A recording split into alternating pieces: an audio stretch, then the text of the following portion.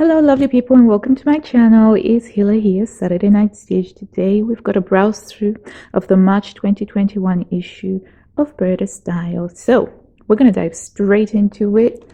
I got my line drawings, we got the magazine, I got my nails freshly done. Let's talk about the cover. Okay, I'm getting a very 60s vibe, a lot of pastel colors. It's all right, not quite my cup of tea, but we're fine. So I just wanted to make a comment about this dress here. Whilst it does look lovely with the psychedelic fabric, I'm really concerned about those shoulders. And we'll talk a little bit more about that when we get to it. By the way, it's half term. My kids are at home and they can be quite noisy. So if you do hear kids in the background, do bear with me.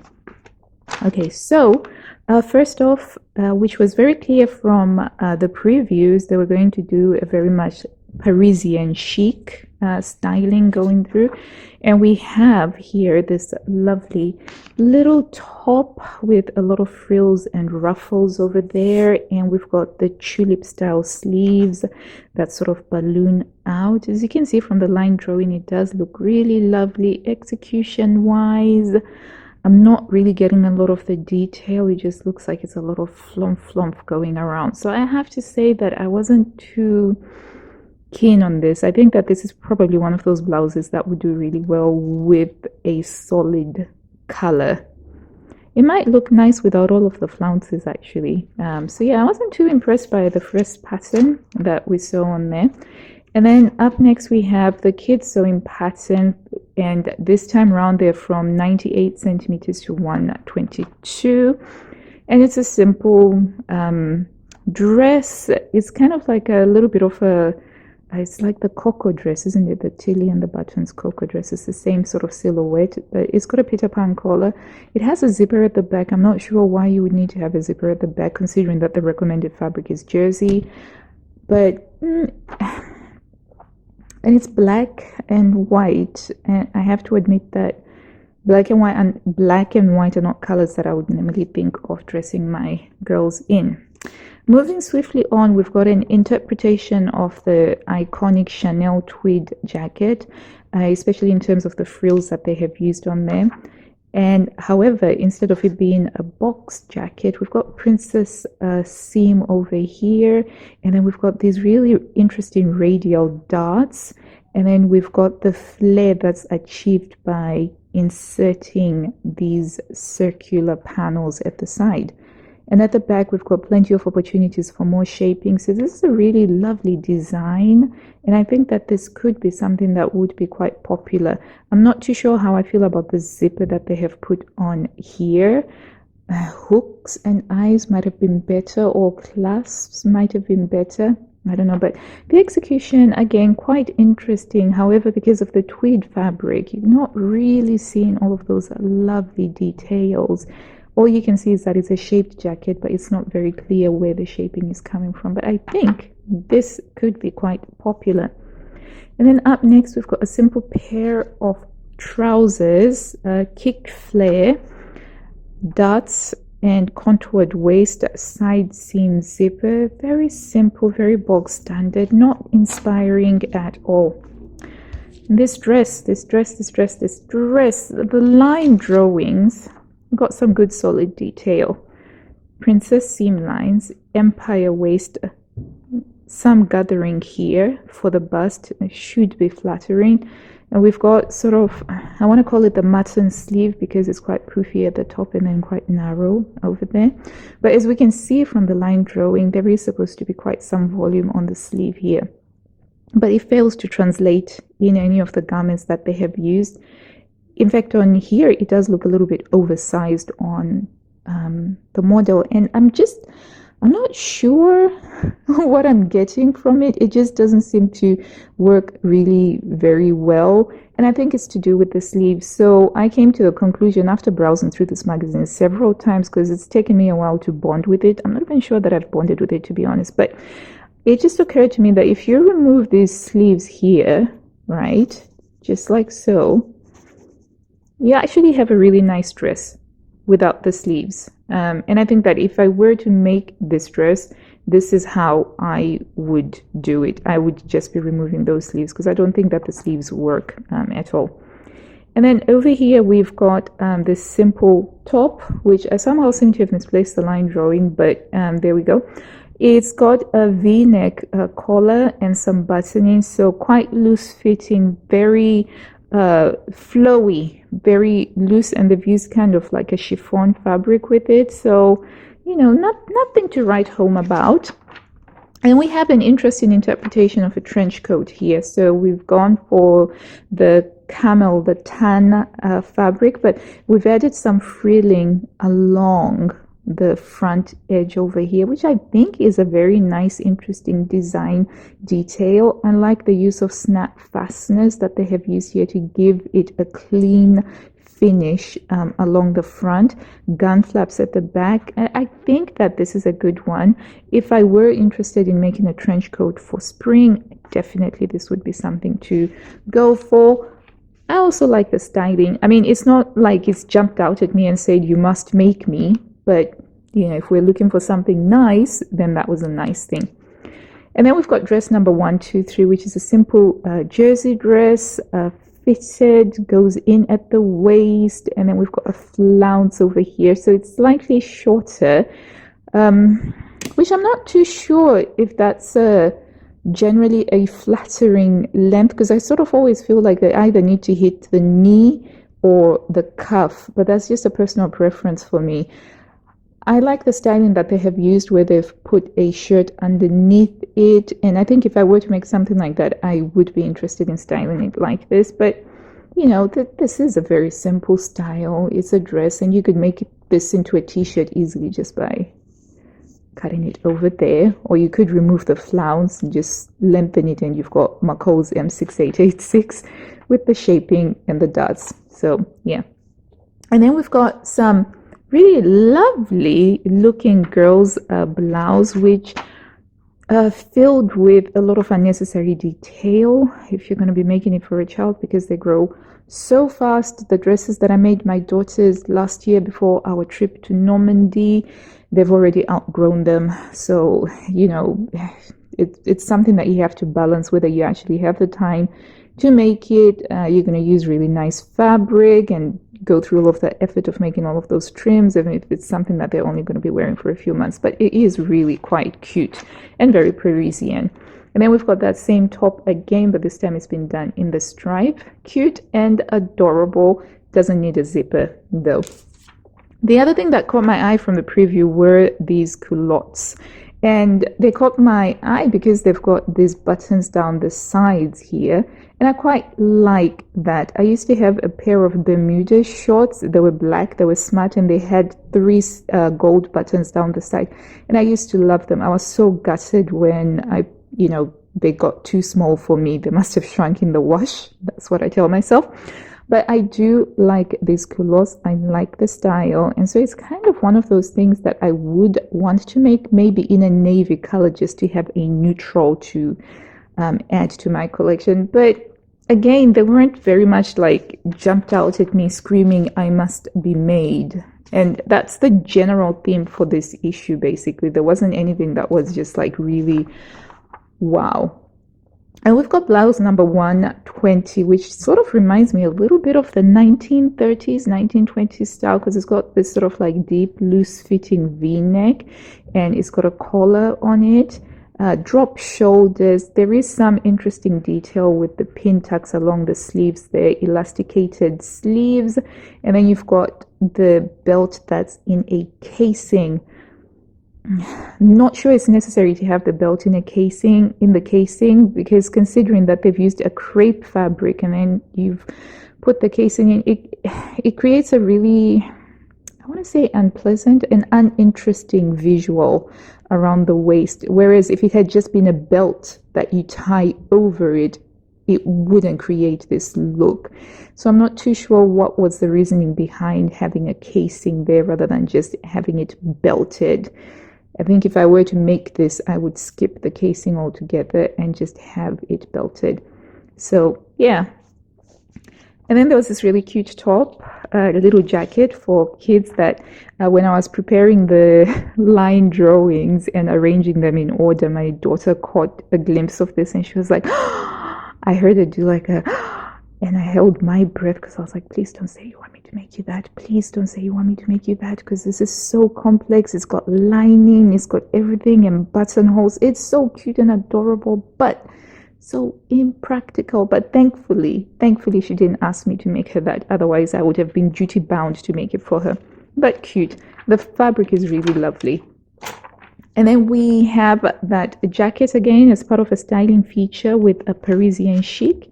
And then, oh, I loved this section here because I have fallen hard and fast in love with perfume since I did Vlogmas, and Shalimar Filtre de Parfum is on my list of things that I want to eventually get. I did try this perfume, didn't like it that much. I also tried the Idol Intense and I didn't like it too much. But yeah, I saw this. I had a little giggle because I was like, ooh, I'm into perfumes and Burda is talking about perfumes. How awesome is that? Okay, so the retro model is from the 1960s, which I'm hoping this means that they're finally going to be doing 60s style patterns. And it's this sweater, which has some pin tuck detailing vertical going down the front. And we've got a funnel neck, very typical of 60s style. Added shaping with some dots here, and it's made in a ponte, a jersey, a sweater knit. And I quite like it, and I think that this is something that I could see myself wearing with some capri pants, just like they have done here. And I think that the light blue fabric that they used is very lovely for it. So yeah, again, it wasn't like screaming, you know, you must make me, but you know, it was lovely. And then these ones, they caught my eye because of the colors that they have used. The fabrics are absolutely beautiful. And I think that's the most that you can say about it. It's culottes with a overlap. It sort of reminds me of those gauchos. Is that it? Gaucho pants? They're like the ones that the cowboys wear. They have the jeans on and then they wear those over that. I kind of feel like that's what these remind me of. They've got a belt buckle over here. Okay, not too exciting. Right, something quite practical in anorak. And yeah, I think it's always good to have this sort of pattern in your collection if you should ever feel like you want to make a lightweight spring anorak. And as you can see from the details that we have here, a lovely yoke at the back. The hoodie is a well-drafted hoodie. So I always think that the 3-piece hoodies, they go over the head a lot better than the 2-piece ones that have got a center seam on there. So, you know, a good practical addition. Is it something that you would make over and over again? Very unlikely. It's the sort of the thing that you probably make once in a while. But when you do, you're grateful that you've made it. And then we are on the loungewear section because a lot of people are spending time at home now because of lockdowns everywhere. So we have simple jogger pants with a nice drawstring, and we've got the inseam pockets over there, and as well as a patch pocket at the back. Beautiful fabric. So I think that with this sort of pattern, you just want to use really nice, decent French terry or ponte or sweater knit fabric. Our trench coat has been cut short to make it into a jacket. Now, a jacket. And they've used a really bright, popping, beautiful floral fabric. So I do like that fabric that they have used there. Nice. And then we have a very simple looking top that has got buttons at the front to create the shaping. So instead of sewing down the darts, they have put on buttons, which can be interesting, especially if you go for the statement buttons, which they do in a subsequent one. But on this really nice discipline, you're missing out the detail somewhat. Bit of a shame. Okay, and then we've got the top that was Parisian chic in the black chiffon, and now it's been made in linen. And it's been lengthened into a dress. And I have to say that I can see this being a popular silhouette, a popular style, just because you're making something that would be comfortable to wear in summer, and you can add a belt to it just to add some more shaping. And those sorts of sleeves tend to be popular. It's not for me, unfortunately, not for me. And then we have a skirt that initially caught my eye during the preview, and it's basically a rectangular piece of fabric that you just hem. you add your pockets and you're good to go, and it's got an uneven hem. So again, it didn't jump out at me. It wasn't making me think I have to make you, I must make you. But at the same time, I can see how this would be lovely if you've got the right fabric for it, and you want to have fabric that drapes and moves like a crepe. And I like how the corners, right, they can create sort of like the apostrophes of your movement, like you're making a statement. And then we have a really cute little wrap dress here, and this one is in the petite sizes, and it has got sort of like a slightly shawly collar thing going. And even though in the line drawing they're showing just one, they're not showing the belt going over the waist here. You can tell that she's actually worn it with the belt wrapped over twice, and I think you would need to do that in order to be secure. I've seen better wrap dresses in Burda magazines. Some of them are on my to sew list, so that's not making it for me. Okay, so that dress again, we're back to that dress, and you can see how on the sleeve here it sort of drags, because the sleeve is supposed to have some volume and it's supposed to stay up, but because they've used a viscose silk mix fabric, it's just not holding up the volume there. But if you just imagine you take off that sleeve, you do have a really lovely looking silhouette, and the neckline looks slightly boat necky, so I think that it could be lovely. Very cute shoes though, very, very cute shoes.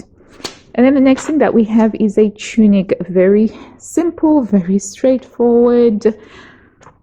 Nothing more to say about that. These are the trousers, which are the featured sewing lesson. Always a nice change to have something a little bit more complex as the featured sewing lesson. And then we've got a lot of ads in this issue here. And then we've got this Chanel inspired type jacket, and on here I think that this was a better choice of fabric for it, because you can actually see the detail. You can see how lovely that neckline is, how minimalist it is, and you can actually see those radial darts and the curved seam line. Not a big fan of the exposed zipper that they have used here. I think that without the zipper and hook and eye fastenings, you'd have added that classy factor up a notch. But yeah, and then we've got this is the dress, and this is a variation of a pattern that we've seen before, which had the collar over here. And as you can see, I think that the dress looks a lot better when you just have it belted over rather than having a casing with a drawstring belt in it. And it's classified as a super easy pattern. Of course, it is a super easy. It's made out of viscose, and I can see this being popular. It doesn't have a zipper, and it's got a v-neck line over here, and you can allow your fabric to sing. And we have that skirt again, which I forgot to mention is in the tall sizes, 72 to 88, although given that it is just a rectangular piece of fabric with a waistband added, and it looks like the waistband is elasticated, doesn't really matter so much. I think anybody, if you just check your waist measurement, you would be able to make and create that. And they've used the gingham that was the blue and white of my primary school uniform, so I automatically nullify it for that, because I am not wearing my primary school uniform. And we've got that 70s style tunic top again, and this time they've also styled it in 70s style, and it doesn't do anything for me personally. Right, a simple trouser top again. This time it's been made in a jersey, and this reminds me of Star Trek, the original series. If you go check it out, you see that Kirk and Spock, they wear these black trousers that go up to here with shoes very similar to this. So I was just like, I guess if I ever got round to going to that Star Trek convention and I needed to make myself a costume or my husband a costume, I would use this pattern. Okay, the petite size wrap dress has been made into a wrap cardigan, and as you can see here, you get more detail with that neckline, how it is quite nice how it widens up towards the neck, and as you get to the waist, it sort of narrows down. I think that's a really nice little detail. We've got those jogger pants again, but this time they don't have a drawstring. They've been made in a stretch crepe. So that's the dress that I was talking about, how we've eliminated the dots, and instead of putting in dots, we're going to be putting in the buttons over here. I'm in two minds about this. I think that this is a Marmite thing. I think you either love it or you don't like it. And I still haven't decided whether I like the Marmite. I mean, some people like Marmite because it's full of healthy vitamins, not necessarily because it tastes nice. But yeah, okay, so we've got some ads here, and then we have some what I think are relatively nice detail pants, especially if you use linen with them. And I think that they've got a lot of potential. They've got the hip yoke pocket, a side seam zip. You've got the darts over there for the shaping. And you've got the opportunity of really playing around with, say, maybe the same fabric, but in different colorways if you wanted to create something that's a bit pow-pow. And I do think that the silhouette, the one that hits just above the ankle, is a really lovely silhouette. And I was like, that's a nice one. I quite liked that. I got excited when I saw those line drawings. And then we've got a jumpsuit here, which has been made in a khaki, and apparently khaki is supposed to be one of the colors of 2021 according to Harper's Bazaar. But it's got a lot of details. Center back zipper, which means that's how you have to get in and out of it. I have a lot of feelings about jumpsuits. I'm not going to go into them right now, but yeah. And it's got some really lovely details, epaulettes at the shoulder. And then we've got a very interesting top here, which I seem to have misplaced the line drawing, but this is a similar type line drawing for it. But it's got a front yoke with sort of slightly asymmetrical lines and some Dior dots, except for instead of just having a crew neck, this one's got a V neck over here and cap sleeve and then sleeves on it. And I think you could have a lot of fun with this, especially if you used a sweater knit fabric. So you could create like a really smart looking loungewear or smart looking sportwear. I think that it's got a lot of potential. And then there's that jumpsuit again, but this time it's been made in a lighter weight viscose fabric that has got stripes to play around with the stripes. And with this here, you kind of get the impression that maybe it's an empire line, because I feel like the proportion here is showing us that this might be an empire line type of jumpsuit. And then those trousers are showing up again, and this time they've been made in a twill. And as I said, I think that these are quite lovely. They do have a lot of potential to be quite popular. And then another simple skirt with a drawstring and some wrap over detail, curved hem, and some vents at the side. So yeah, love the fabric that they have used. It's blue, it's got tropical print, it's got cheetahs on it. It's kind of like a way of doing animal print without actually doing animal print. And I like the styling with the long cardigan. Not a big fan of the shoes though. Right, and then we have here a poncho, jackety poncho type thing that you can wear over your clothes. Make it in a waterproof fabric, and it can be something that is useful. And you can see an example here of it being belted up. So that's all right. Okay, and then we have that top now, except for sadly, they haven't used a fabric that really showcases those beautiful seam lines. And I always think that sometimes that this is a failing of Burda styling. When you're a sewing magazine, you really want to show off the seam line details. And despite the fact that this is a lovely fabric and everything, it really doesn't do this particular design justice, because I do think that this is a lovely design. So yeah, little rant over. Okay, guys, so that is our issue of Burda March 2021. And I gotta say, this was a hard one for me. Honestly speaking, it took me several browse through of this to find out some nice things that I could have to say about the issue, because I do know that just because I don't like something now doesn't mean I'm not going to like it a year or 2 or 3 or 4 years further down the line. There isn't anything that has jumped out at me to say you must be made, so I probably need more time to think about what I could make from this. It's not a problem though. The streak had to end somewhere. Like the last 5-6 Burdas for me have just been banger after banger after banger after banger. So I'm not too gutted about the fact that there wasn't anything that I loved. There are a couple of things that I like. I like that dress over there. I like this trench coat, but that's about it. Now it's your turn. Let me know what you thought about 3/2021. Am I missing something? Am I missing the plot here, or is it that the weather has been so cold my brain is frozen? Let me know in the comments down below. Are you going to be making anything from this? Have you made anything from this? Or you're not even going to be bothering with this issue? I have it because I'm a completist. I have a subscription, and we'll leave it there. Until I see you next time, guys, take care of yourselves and happy sewing. Bye.